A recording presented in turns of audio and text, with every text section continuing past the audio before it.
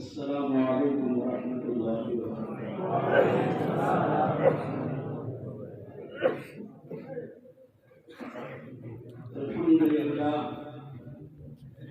الحمد للہ الذی خلق الارض بقدرته وخلق الخلائق بإرادته واستوى على العرش كما يليق بجلاله،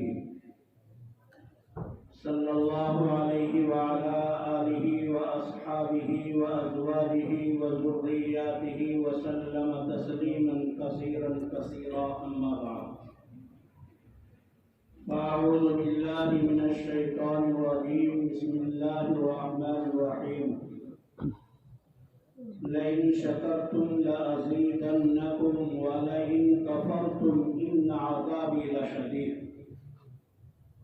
وقال تعالى والذين جاهدوا فينا لنهدينهم سبلنا وإن الله لمع المحسنين۔ قال النبي صلى الله عليه وسلم من يرد الله به خيرا يفقهه في الدين۔ صدق الله العظيم وصدق رسوله النبي الكريم، ونحن على ذلك لمن الشاهدين والشاكرين والحمد لله رب العالمين۔ آج کی اس پربہار بڑی مبارک مجلس کے صدر محترم الحاج جناب حافظ قاری مولوی مفتی محمد شریف خان صاحب مقدس اللہ العالی محتمل مدرسہ دارالزکریا اور میرے دیگر محسن فعال اساتذہ اعزام طلبہ عزیز، آج کے پروگرام کو سن کر دل خوشیوں سے باغ باغ ہو گیا ہے کہ آپ کے یہ طلبہ، آپ کے یہ اساتذہ اعزام جن کے بارے میں الحمدللہ آپ ہر وقت اچھا گمان رکھتے ہیں، آپ کی طبیعت مشفقانہ ہے، آپ کی طبیعت محسنانہ ہے، طلبہ کے ساتھ آپ کا وہی رویہ ہے کہ جو ایک بوڑھے باپ کا اپنے چھوٹے چھوٹے معصوم بچوں کے ساتھ ہوتا ہے، وہی آپ کا رویہ ہے۔ یہ باتیں مجھے آپ کی عدم موجودگی میں بہت کچھ کہنی چاہیے تھی، لیکن دل برداشت نہ کر سکا۔ زبان پہ کنٹرول کرنے کے 100 ارادوں کے باوجود زبان کنٹرول میں نہیں رہ سکی، دل کہنے پر مجبور ہو گیا، زبان بولنے پر مجبور ہو گئی، آپ کے کانوں کو سنانے کے لیے دل مجبور اور زبان مجبور ہو گئی۔ کیوں؟ اس لیے کہ یہ حق ہے، یہ حق ہے، اور حق کو کہنے میں آدمی کو عار محسوس نہیں کرنی چاہیے۔ میں آپ کے سامنے بھی کہہ رہا ہوں اور پیچھے بھی کہتا رہوں گا، میں اور آپ یہ دامن جس میں کچھ نہیں ہے، اس میں کچھ نہیں ہے، یہ دامن خالی ہے، اس کو پھیلا کر ہم مالک دو جہاں، خالق دو جہاں، رب العلا جس کی شان ہے علی العرش استویٰ، جس کی شان ہے یعلم السر واخفی، جس کی شان ہے عنده مفاتیح الغیب لا یعلمها الا هو، جس کی شان یہ ہے میرے عزیز طلبہ، آپ اپنی تنہائیوں میں، اپنے جلووں میں، اپنے حضور میں، اپنے سفر میں ہر وقت آپ اپنے دامن کو پھیلا کر اس اللہ سے اس ادارے کی، اس ادارے کے بانی مبانی کی، اس ادارے کے منتظم محتمین کی، اس ادارے کے اساتذہ کی، اس ادارے کے خدام جتنے بھی ہیں جو آپ کے لیے ہر وقت فکر کرتے ہیں، آپ اللہ سے دعا کر سکتے ہیں، کرتے رہیے کہ اللہ اس چمن کو دن دونی رات چوگنی ترقیات عطا فرمائے۔ میرے عزیز بچوں، 2-3 باتیں کہیں گے۔ میرا مزاج ہے، پہلی ساتھ دوسری تیسری مرتبہ میں اس ادارے میں آپ کے سامنے آ گیا، کچھ طلبہ نے ضد بہت کی کہ نہیں آنا ہی پڑے گا۔ چلو، اولاد کی ضد بھی کبھی بات کو ماننی پڑتی ہے، کبھی وہ ایسی ضد پہ آ جاتی ہے کہ باپ کو جو چاہے کہتے دیتے ہیں، کوئی بات نہیں، یہ ماں باپ کا تعلق ایسا ہی ہوتا ہے، کبھی باپ کو جھکنا پڑتا ہے، کبھی اولاد کو جھکنا پڑتا ہے۔ خیر میرے عزیز بچوں، میرا مزاج جو ہے بات کھولوں گا تو بہت لمبی ہو جائے گی اور سب کے پیٹ تو قل واللہ پڑ رہے ہیں۔ سمجھے؟ اگر کھانے سے فارغ ہوتے اور نماز سے فارغ ہوتے تو شاید کہ بہت اچھی اور لمبی بات ہوتی، پھر کبھی انشاءاللہ ہوگی۔ دو تین بات آپ کو بتا رہا ہوں۔ ایک بات تو کہہ رہا ہوں آج کے اس مبحث کے تعلق سے، آج کا مبحث بہت حساس ہے، آج کا مبحث بڑا توجہ کا حامل ہے، آج کا مبحث ایسا ہے کہ آپ ہی نہیں مجھے اور ہر استاذ کو اپنی دونوں جانب جیبوں میں، یہ تعبیر ہے، دونوں جانب کی جیبوں میں دلائل کا انبار رکھنا چاہیے، وہ ذہنوں پہ راسخ ہونا چاہیے، موٹی موٹی چیزیں یاد رکھنی چاہیے تاکہ آپ کسی مقابل کو شکست دے سکیں اور یا حق کو اجاگر کر سکیں۔ وہ شکست کھاوے یا نہ کھاوے، مانے یا نہ مانے، ہم اپنی بات کو، حق کو دلائل کے ساتھ میں اس کے ساتھ میں پیش کر سکیں، اس کے سامنے پیش کر سکیں۔ دیکھو جو مبحث ہے آج آپ کا، اس میں سب سے بڑی دلیل آپ کو اس سے تذبذب نہ کرنے کے لیے بتا رہا ہوں، ان کو منوانے کے لیے نہیں۔ کبھی ایسا ہوتا ہے کہ اہل سنت والجماعت ائمہ اربعہ میں سے کسی کے مقلدین وہ بھی کبھی تذبذب کا شکار ہو جاتے ہیں، کبھی وہ بھی ہلنے لگتے ہیں، کبھی وہ بھی سوچنے لگتے ہیں کہ یار ایسا، ارے ایسا۔ اپنے لیے بتا رہا ہوں، آپ کے لیے بتا رہا ہوں، سب سے بڑی دلیل 20 رکعت تراویح کے برحق ہونے کی تعامل امت ہے۔ تعامل امت ہے، جب کسی چیز پر امت کا تعامل کثرت کے ساتھ ہو جائے، پھر کوئی دلیل ہو یا نہ ہو، وہ بہت کافی بڑی دلیل ہو جاتی ہے۔ جس کی ایک موٹی سی مثال میں آپ کو بتاؤں کہ کلمہ توحید لا الہ الا اللہ ہے، بتاؤ کہاں کتنی روایات سے ثابت ہے؟ کلمہ توحید لا الہ الا اللہ ہے، کہاں کتنی روایات سے ثابت ہے؟ نہیں، برائے نام۔ پھر کیوں اتنا مستحکم ہے کہ یہی کلمہ توحید ہے؟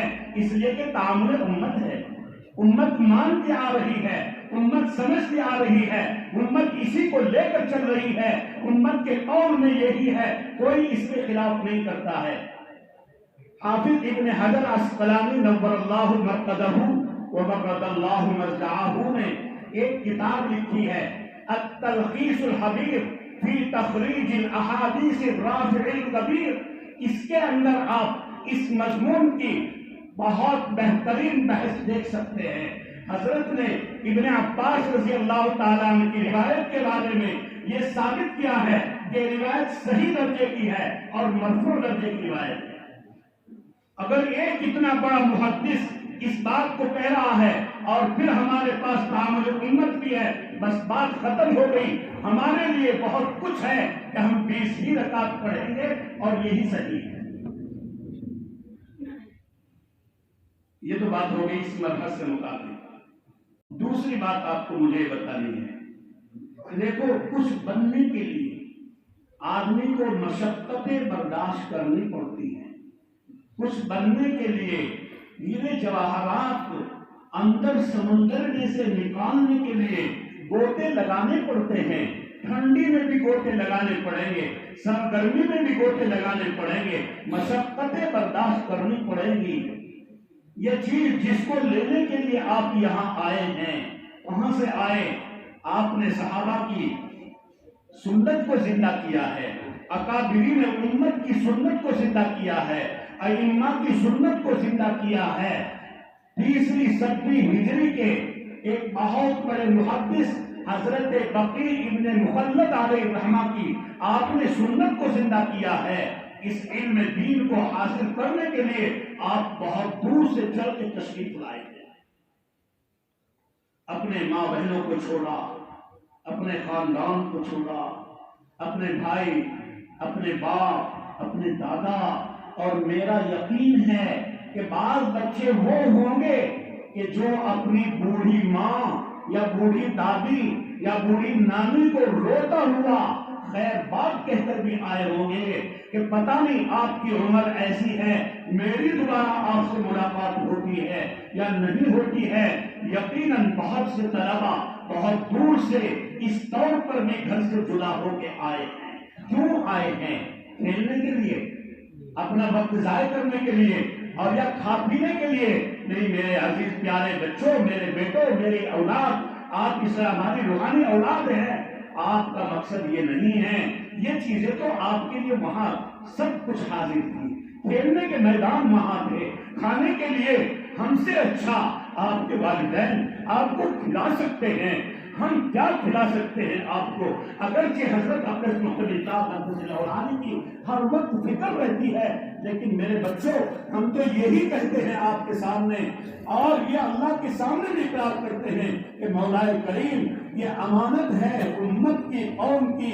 جیسی خدمت ہمیں اس کی کرنی چاہیے، جیسا ہمیں کھلانا چاہیے، جیسا ہمیں رکھنا چاہیے. ہم ان کو رکھ نہیں سکے، ہم انہیں کھلا نہیں سکے، ہم انہیں پہنا نہیں سکے.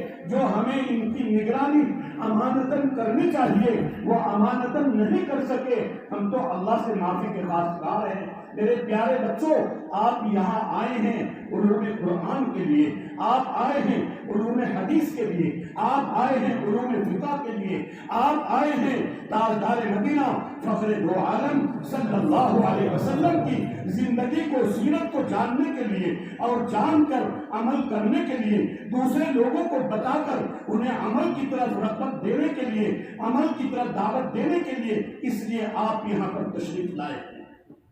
کچھ اور مقصد ہے یا یہی ہے؟ یہی ہے. بہت بڑی چیز ہے یہ علم ہر شعبے کی جڑ ہے. اگر علم ہے نہ ہوتا تو میرے عزیز بچوں یہ مکاتب، یہ مدارس، یہ خانقاہیں، یہ مساجد، یہ بڑے بڑے کالج، یہ یونیورسٹیاں اگر علم نہ ہوتا ان کا وجود ہی نہ ہوتا. علم ہے تو مدارس ہیں، علم ہے مکاتب ہیں، علم ہے ساری خانقاہیں ہیں، کتابیں تصنیف ہو رہی ہیں، تعلیف ہو رہی ہیں. اور اگر علم ہے تو آپ قضا کے مسائل کو جانتے ہیں، آپ اوقات کے مسائل کو جانتے ہیں. یہ ساری چیزوں میں علم ہے. علم سے بڑی بنیادی چیز کوئی نہیں ہے. یہ علم دیکھو محدثین کرام نے، ائمہ اعظام نے مسئلہ لکھا ہے کہ اللہ کی مخلوق میں ایک جانور کتا ہے، درندہ ہے. اور بعض ائمہ کہتے ہیں کہ اگر کتا برتن میں منہ ڈال دے تو 1 مرتبہ نہیں، 2 مرتبہ نہیں، 3 مرتبہ نہیں، بلکہ کہا 7 مرتبہ دھونا پڑے گا. اور الثامنۃ بالتراب بھی فرمایا کہ 8ویں مرتبہ مٹی سے رگڑنا پڑے گا. درندہ ہے، گوشت ناپاک ہے، تھوک ناپاک ہے. لیکن میرے پیارے بچوں جب اس کو آپ علم سکھا دیں، جب آپ اس کو قلب معلم بنا دیں تو پھر اس کا سارا حکم بدل دیا. اب یہ ہو گیا کہ اگر آپ نے اس جانور کو قلب معلم بنا دیا، مقلبین تعلمونہن مما علمکم اللہ فکلوا مما امسکنا علیکم. علم کی برکت سے تو آپ اسی علم کو لینے کے لیے آئے.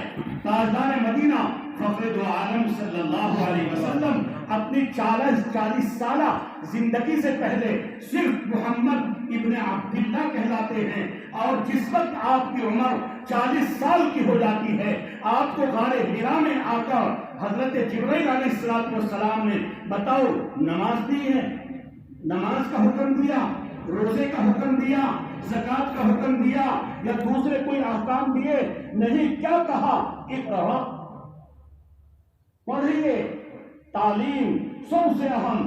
آپ اسی اقرا تعلیم کی برکت سے آپ کو محمد ابن عبداللہ کے بجائے رسول اللہ صلی اللہ علیہ وسلم کہا جانے لگا.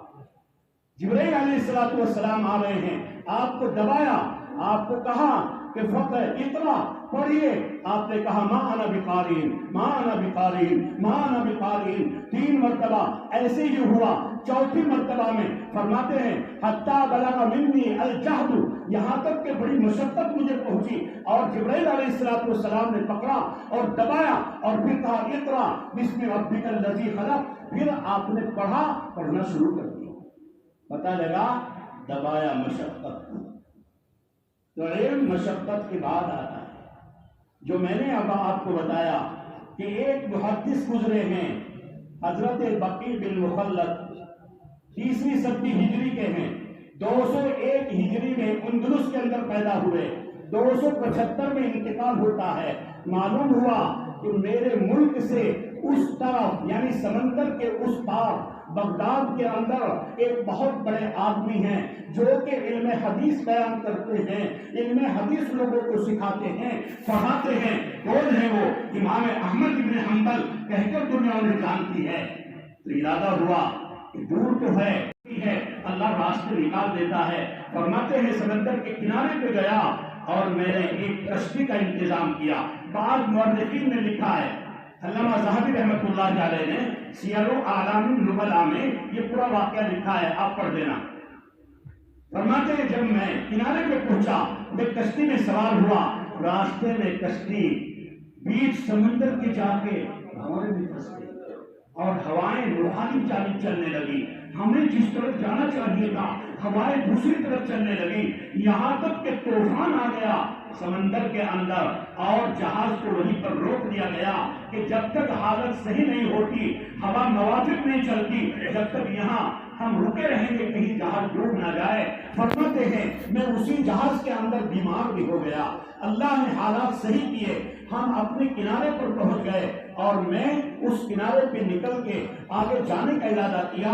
کہاں جانا ہے؟ بغداد جانا ہے. کسی نے بتایا کہ بغداد جاؤ گے؟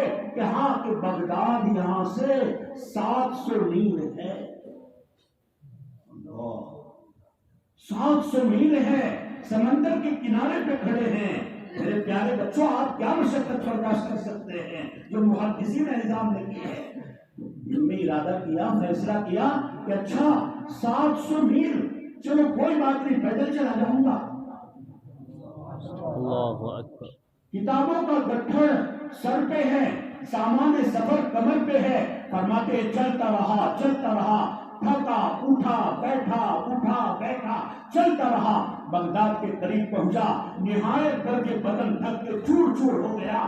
میں ایک درخت کے نیچے کتابوں کو سائے میں رکھا، سامان کو اپنے سر کے نیچے رکھا اور میں سو گیا. کچھ آرام کرنے کے بعد میں جب میں بیدار ہوتا ہوں اور بغداد شہر کی طرف چلتا ہوں تو ایک آدمی مجھے ملا. میں نے کہا کہ بھائی آپ کہاں کے رہنے والے؟ اس نے کہا کہ بغداد سے آیا ہوں. کہا اچھا، مجھے بھی بغداد ہی جانا ہے. میرا مقصد ہے کہ میں امام احمد ابن حنبل کے پاس میں جا کے انہیں حدیث پڑھنا چاہتا ہوں. انہوں نے اس آدمی نے حضرت کے پیروں کو دیکھا اور اوپر دیکھا اور کہا کہ اے نوجوان، تو تیرے مقصد میں ناکام ہو گیا، تو تیرے مقصد میں ناکام ہو گیا. افسوس تیرا اتنا لمبا سفر اور تو ناکام ہو گیا. کیا ہوا کہ اب آپ امام احمد کے درس حدیث کی مجلس میں شرکت نہیں کر سکتے. کیوں؟